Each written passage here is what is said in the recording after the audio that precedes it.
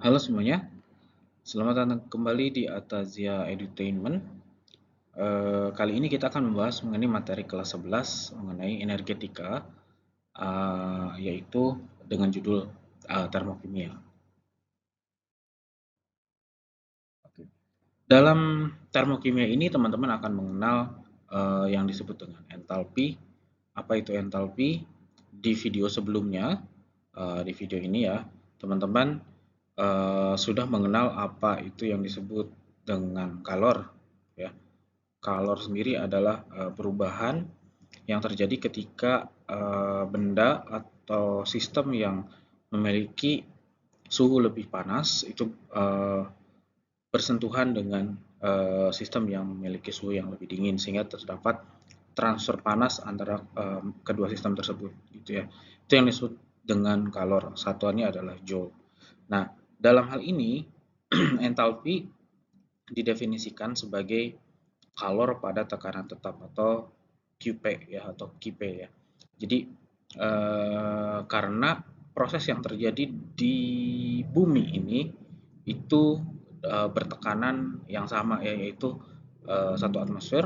Jadi kita definisikan bahwa itu adalah proses entalpi ya. Jadi dengan tekanan yang sama 1 atmosfer.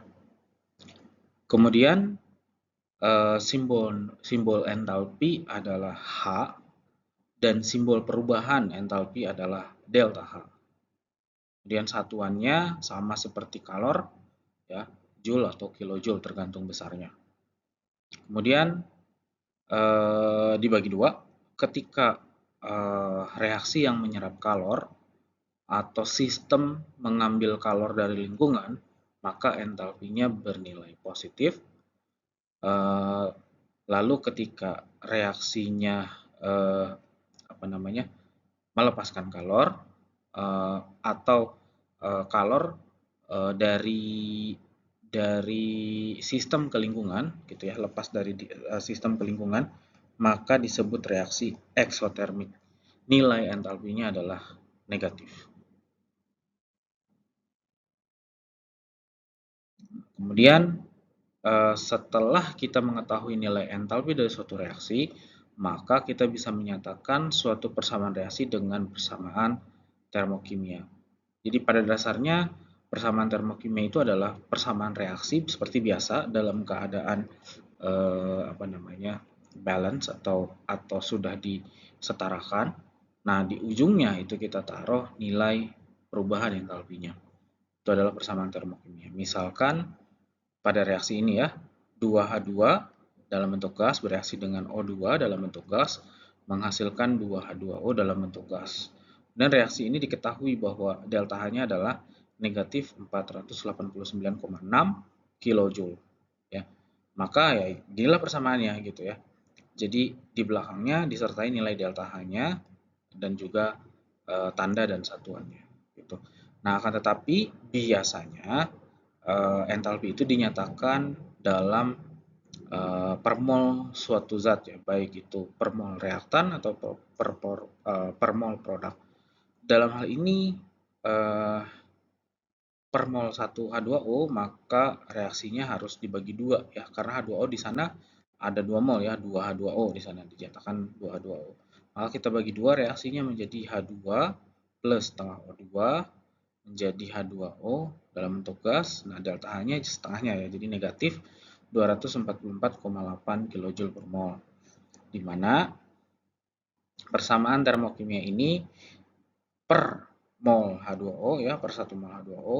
Kemudian tanda di sini menyatakan dia exo atau endo, karena negatif ini berarti exotherm ya.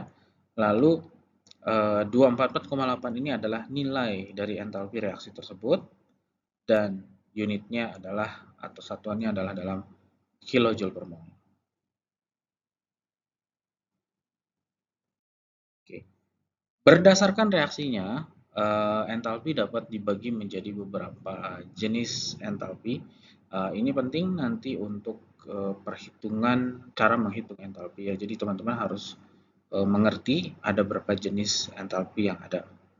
Jadi untuk entalpi pembentukan ya, itu dinyatakan dengan delta HF ya. F ini adalah dari kata formation ya. Formation artinya pembentukan ya dalam bahasa Inggris.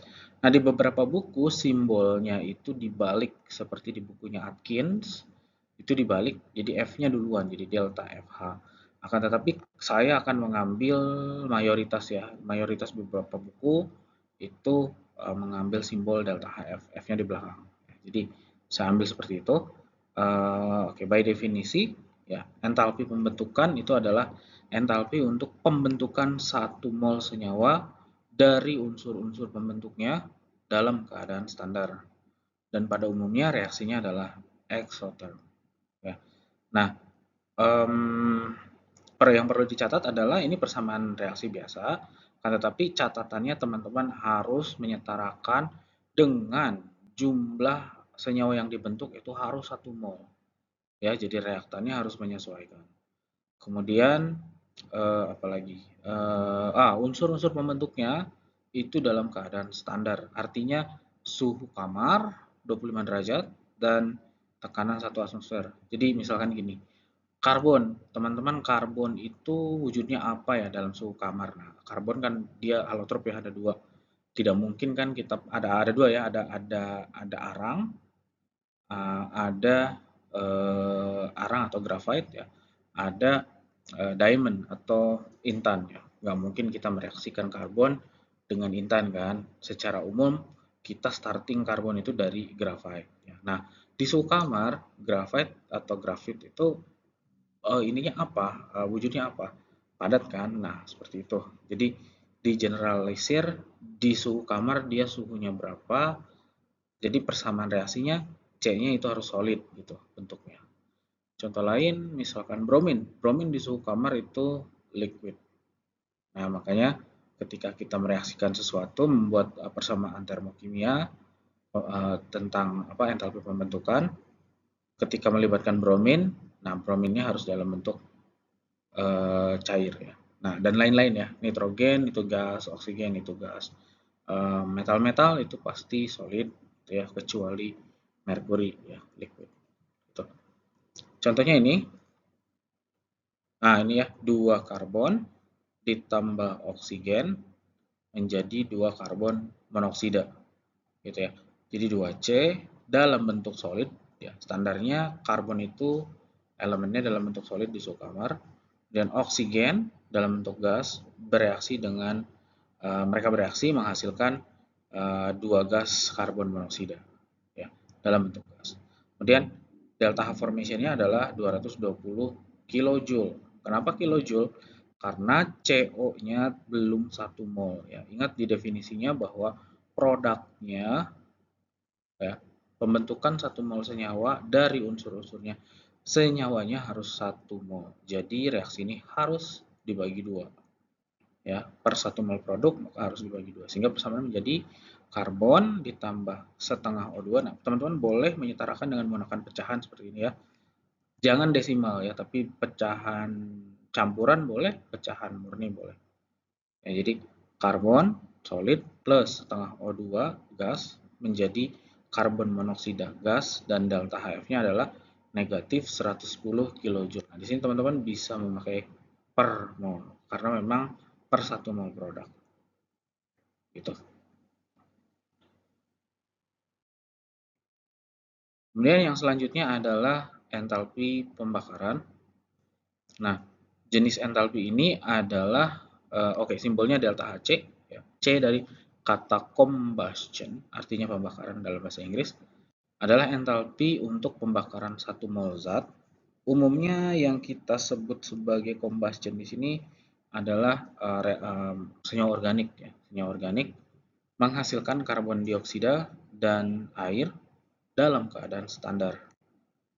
Maka dan pada dasarnya reaksi ini adalah exotherm.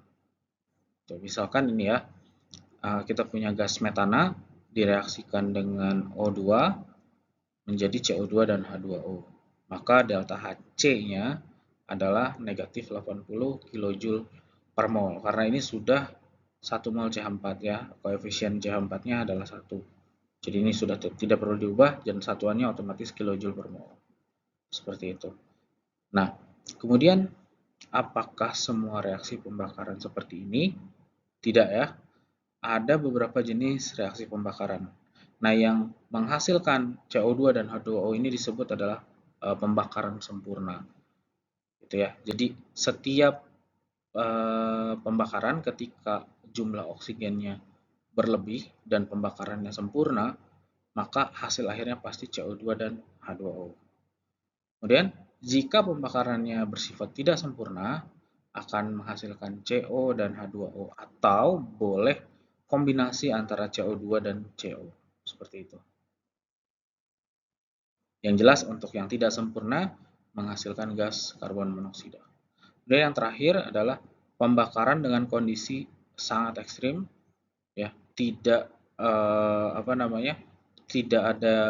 tidak ada atau mungkin sedikit jumlah oksigennya sehingga menghasilkan hanya karbon dan H2O saja. Seperti itu. Tapi jangan khawatir teman-teman kalau misalkan ketemu dengan soal tidak disebutkan bahwa ini pembakaran sempurna atau tidak sempurna atau kondisi ekstrim, maka anggaplah itu pembakaran sempurna. Asumsikan itu adalah pembakaran sempurna. Jadi teman-teman langsung produknya CO2 dan H2O.